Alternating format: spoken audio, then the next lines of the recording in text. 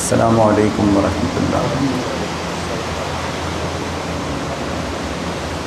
الحمد للہ وکفیٰ وسلام علی عبادہ الذین اصطفیٰ، اما بعد۔ اللہ تعالیٰ قرآن حکیم میں فرماتے ہیں حبب الیکم الایمان وکرہ الیکم الکفر۔ حببہ اور کرہا، اس کا فاعل اللہ تبارک و تعالیٰ ہے۔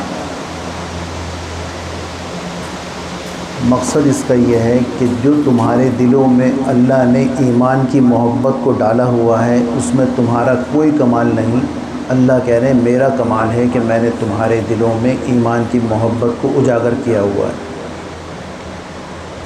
وَكَرَّهَ، اور اسی طرح جو کراہت تم کفر سے کرتے ہو، الیکم الکفر، کفر سے جو کراہت تمہیں ہے، اس کراہت میں تمہارا کوئی کمال نہیں، وہ ہم اللہ ہیں جس نے تمہارے دل میں یہ کراہیت ڈالی ہے۔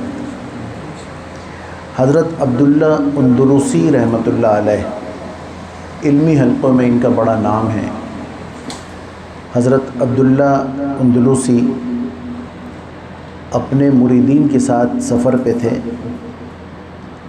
یہ میں آپ کو بتا رہا ہوں کہ اللہ تبارک و تعالیٰ جو ہمیں کوئی نعمت عطا فرمائے، وہ نعمت دنیاوی لحاظ سے ہو، دینی لحاظ سے ہو، اس میں ہماری کسی صلاحیت کا، کسی اہلیت کا کوئی دخل نہیں، کسی علم کا دخل نہیں ہے۔ دیکھیں، ہم اکثر یہ ذکر کرتے ہیں کہ دور جاہلیت میں وہ ایسے تھے۔ دور جاہلیت یعنی جب اسلام لانے سے پہلے کی بات ہوتی ہے، اسلام سے پہلے کی بات، تو اس کو جاہلیت سے تعبیر کیا جاتا ہے، یعنی کفار کے بارے میں، مشرکین کے بارے میں، کہ دور جاہلیت میں ان کا ایسا عمل تھا، لیکن پھر اللہ نے جب انہیں رسول اللہ صلی اللہ علیہ وسلم کی صحبت عطا فرمائی، اللہ نے انہیں دین دیا، تو پھر اب وہ جاہلیت کا لیبل ان پہ سے ہٹ جاتا ہے۔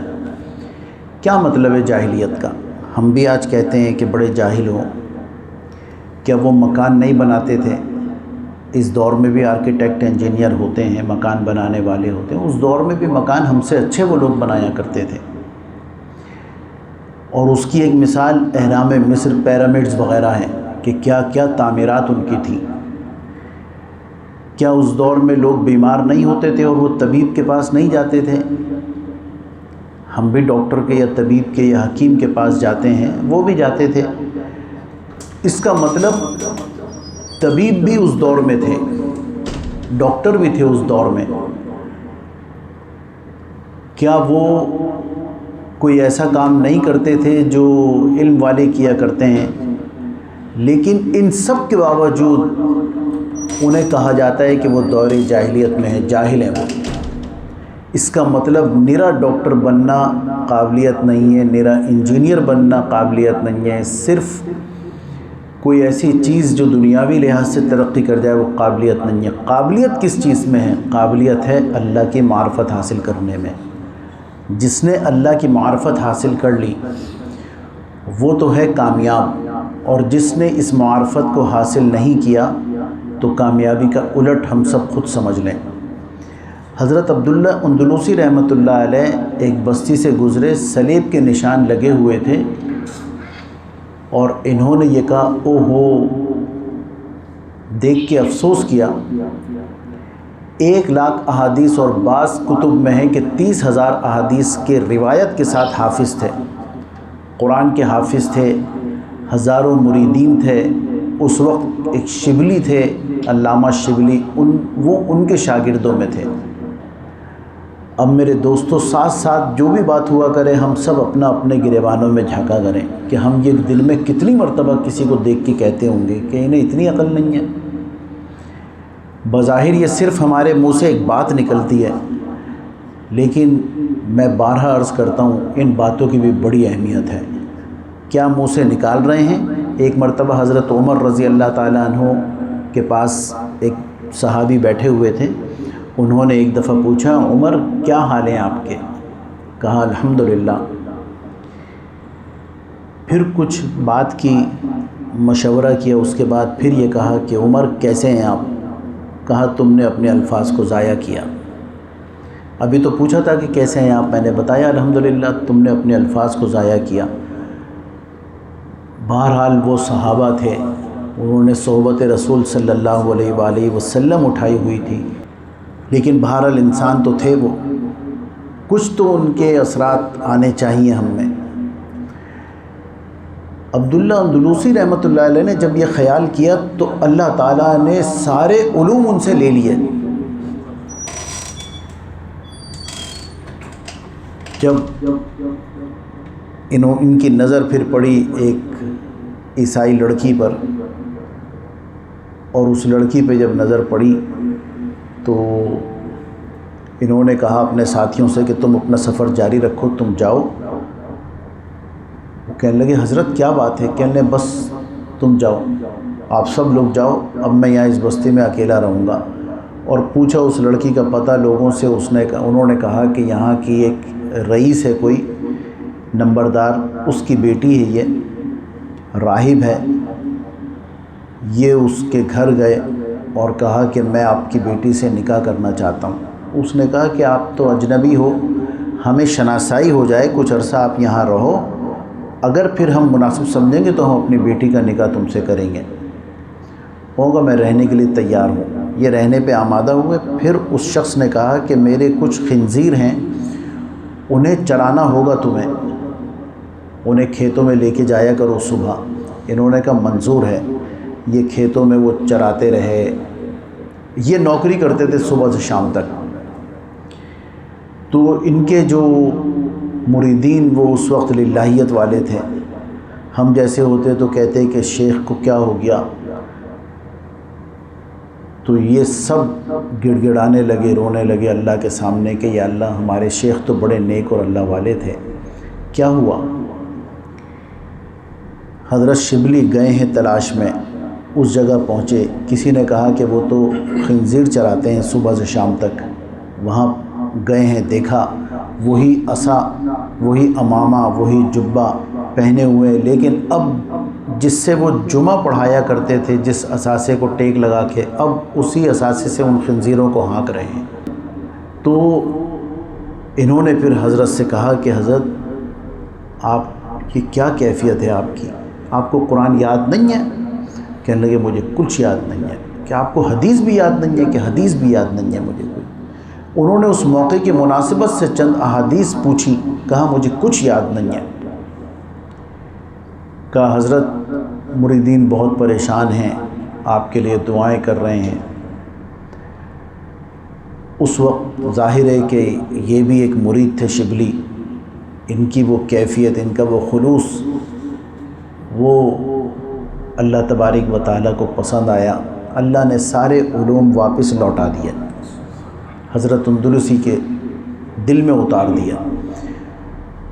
اندلوسی رحمۃ اللہ علیہ جیسے کوئی آنکھ کھل جاتی ہے اور چاقو چوبند ہو جاتے ہیں، اس طرح ہوشیار ہوئے، اور اس کے بعد کہا کہ استغفر اللہ، میں کن کاموں میں لگ گیا تھا۔ خوش ہوئے شبلی رحمۃ اللہ علیہ، لے کے آئے مریدین کے پاس، پوچھا کہ حضرت کیا ہوا؟ کہنے لگے میں نے جو میں بتانا چاہ رہا ہوں وہ یہ ہے۔ فرماتے ہیں حضرت عبداللہ اندلوسی رحمۃ اللہ علیہ کہ میں نے اپنے علم کو ترجیح دی تھی کہ یہ کیسے بے علم لوگ ہیں کہ اللہ کو نہیں پہچانے، میں یہ سمجھ رہا تھا کہ میں نے اللہ کو اپنے علم سے پہچانا ہے۔ اللہ نے میرے دل میں اسی وقت یہ بات ڈالی کہ اندلوسی، ہم اللہ ہیں جنہوں نے تم پر فضل کیا اور تمہیں یہ چیزیں یاد ہوئیں، تم میرے بنے، اس میں تمہارے علم کا کوئی کمال نہیں ہے، لہٰذا میرا علم واپس لے لیا۔ تو میرے دوستو، اللہ تعالیٰ ہمیں کوئی نعمت دے، یہ انسان بڑا عجیب و غریب ہے، اور قرآن حکیم میں اللہ نے خود بتایا۔ ہم یہاں جب آئے تھے ہم رو تھے، خام تھے، جیسے ایک پھل کا خام، وہ کھاد ہوتی ہے، وہ بیج ہوتا ہے، وہ پانی ہے، وہ گند ہے، جس سے وہ پھر درخت بنتا ہے، اور وہ پھر اس کو خام چیزیں ملیں، لیکن اس نے ہمیں کیا دیا؟ ہمیں پھل دیا۔ گائیں بکری بھینسیں یہ چارہ کھاتی ہیں، یہ خام کھاتی ہیں، خام چیزیں ان کو ملتی ہیں، یہ ہمیں دودھ دیتی ہیں، یہ ہمیں بہترین گوشت دیتی ہے۔ میرے دوستو، اللہ نے بھی ہمیں خام یہاں پر پیدا کیا، ہم کچے تھے، ہم رو تھے، ہم کچھ نہیں تھے، پھر اللہ نے ہم پر اپنا فضل فرمایا، آنکھیں دیں، ہاتھ پاؤں سب کچھ نعمتیں ہم سب جانتے ہیں وہ دی۔ اب اس پروڈکٹ کو ہم پروڈکٹ بنا کے پازیٹیو یا مثبت پروڈکٹ بنا کے اللہ کے حضور میں پیش ہو جائیں، یہ ہماری کوشش اور محنت ہونی چاہیے کہ ہم کیا ہیں، اللہ کے سامنے کیا بن کے جائیں گے۔ جب اللہ تعالیٰ لباس کا ذکر فرماتے ہیں قرآن میں، مفہوم ہے کہ تمہاری زینت تمہارا لباس ہے، تو اتنی کہہ کے بات ختم ہو جانی چاہیے تھی، میں اچھے کپڑے پہنوں، آپ اچھے کپڑے پہنیں، یہ ایک زینت ہے جس کے لیے دنیا مری جا رہی ہے۔ کس بوتیک سے سلوایا، یہاں تو اتنا نہیں ہے، لیکن باہر ممالک میں تو اس کا ایک کریز ہے کہ برانڈ ہونا چاہیے۔ یہ بہرحال یہ زینت۔ اسی آیت کے بعد اگلا جز ہے وَلِبَاسُ التَّقْوَىٰ، اپنے جسم روح کو تقوی کا لباس پہناؤ۔ ہم ایک بچے کے سامنے برہنہ نہیں کھڑے ہو سکتے، کپڑے نہیں بدل سکتے، تنہائی میں جانا پڑے گا۔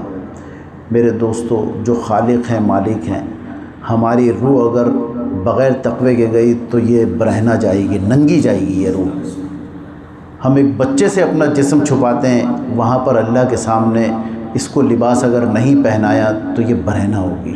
اس کی فکر کریں، یہ پروڈکٹ لے کے جائیں اپنے ساتھ، اس پروڈکٹ کو بنانے کی کوشش کریں۔ اس کوشش میں سب سے پہلی چیز فرائض کے بعد وہ اخلاقیات ہے۔ اپنے آپ کو، ہم یہ بچپن سے سنتے آ رہے ہیں، یہ کوئی نئی بات نہیں ہے کہ جو درخت پھلدار ہوتا ہے وہ جھکا ہوا ہوتا ہے۔ بس جب کوئی نعمت اللہ تعالیٰ عطا فرما دیں تو بس جھک جائیں، عاجزی اپنے اندر پیدا کر دیں، اور اللہ تبارک و تعالیٰ کو یہ عاجزی پسند ہے۔ دعا کا بھی مقصد عاجزی ہی ہے کہ یا اللہ ہم کچھ نہیں کر سکتے، آپ ہی کر سکتے ہیں۔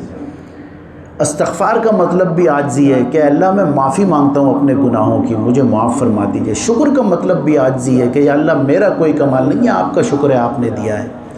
اللہ تعالیٰ ان باتوں پر عمل کرنے کی توفیق عطا فرمائے۔ وآخر دعوانا ان الحمد للہ رب العالمین۔